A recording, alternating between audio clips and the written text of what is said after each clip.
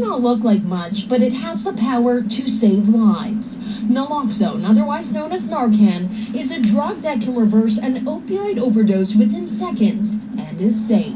Naloxone is sometimes administered when there's a suspected drug overdose, but they're not entirely sure what drugs have been taken, which isn't an uncommon scenario. It doesn't cause any adverse effects. For decades, the drug has been used to prevent deaths, but until now it could only be administered in an emergency by trained staff. Today, that all changes. These take-home naloxone kits are now available to users or family and friends who have a loved one who has disclosed misuse of drugs like fentanyl. They can book an appointment through the addiction counselor, and the counseling will begin, the training will begin next week. This pharmacy in Saskatoon on 33rd is the only site in the province where the kits are available.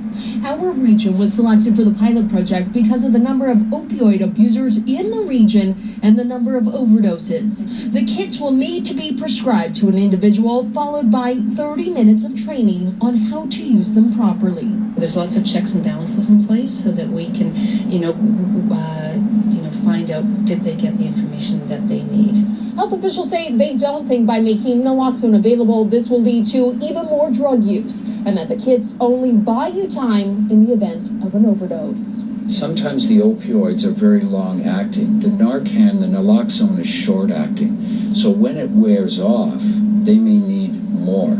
The success of the pilot will be tracked in a number of different ways. The reduction of opioid-related deaths, EMS reports, and prescription refills.